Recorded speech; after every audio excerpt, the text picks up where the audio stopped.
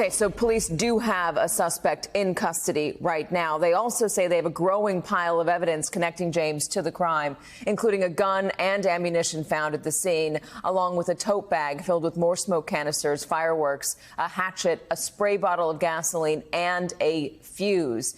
They also found a set of keys, which led them to a U-Haul van, which was parked a few miles away from the crime scene. Police say they have video showing James getting out of that van yesterday morning, then walking to a nearby subway station and getting on a Manhattan-bound N train, which they believe he was on for over an hour before donning a gas mask, setting off a smoke grenade, and opening fire. We're going to get an NYPD briefing on all of this in just a moment. Joining me now is NBC News correspondent Chris Jansing from Brooklyn, New York, and NBC News justice correspondent Pete Williams. So, Pete, this news conference was supposed to be about getting help finding the guy. Seems like they're going to have a different update. Well, that's the word we have right now. There is a suspect in custody. The initial word is that it is Frank James. He's been taken. This person has been taken to the local police precinct. He was arrested in the East Village of New York at St. Mark's and First Avenue, which is near Tompkins Square Park, and Avenue A and First Avenue. So we're waiting to make sure that that in fact is him. But the initial word is that it is. So we'll get the official word here shortly. But that's the initial take from the officers on the scene, talking to our affiliate WNBC in New York and other law enforcement officials that we have talked to. The search has moved very quickly, considering that there was such a dearth of evidence right after the shooting. We were talking yesterday at this time about when maybe they would be lucky and find fingerprints or shell casings, but now we know that the gunman left behind an enormous amount of evidence. Most importantly, the gun that authorities say was used in the shooting, which Frank James purchased, according to law enforcement officials, 11 years ago in Columbus, Ohio.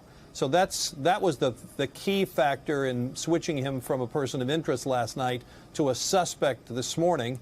Then, of course, there was also the key to a U-Haul van and a credit card that was used to rent it. The U-Haul van was found a short distance away from the entrance of one of the subway stations that he boarded, the one that's in the video that's seen. The Metropolitan Transit Authority said yesterday that this camera was not working at the 36th Street station, which was the subway stop where the train came to immediately after the shooting, and that's the video you saw of people getting out. But he boarded the subway about 10 or 12 stops before that, down the line, or I guess you would say up the line, southbound, away from Manhattan, and that's near where he parked the van. And as you say, he was on the subway line for well over an hour before he finally settled onto that car in the N train and began firing the shots. So there's just a huge amount of evidence here. A cell phone has been found. The authorities can use that to trace his movements. They know that he rented the van in Pennsylvania, that he had a storage unit there that he shut down before coming to New York. He left behind a lot of social media. There's just a huge amount of evidence here.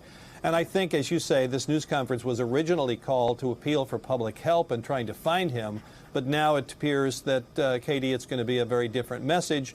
And I think they'll be delayed while they're absolutely certain that they've got their man. Pete, very quickly, you were saying that he was also still riding the subway, it seems, after the incident yesterday? Yes, there's some indication. We've seen video. The Metropolitan Transit Authority has shown us video of him walking up to a turnstile. It's quite clear, and you can see him using a Metro card.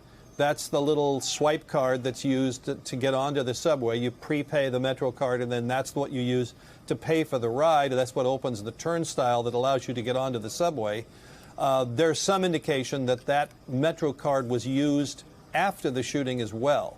So we know from the video that he apparently slept in the van the night before the shooting, got up fairly early in the morning, then got into the subway system at the King Street station, which is in Brooklyn, further south away from the Manhattan side of things, and then boarded the subway system there, and then spent some time, and then apparently that may have been the way he got away, Wow. He then used the subway to escape after doing a shooting on the subway. At least that's the early indication.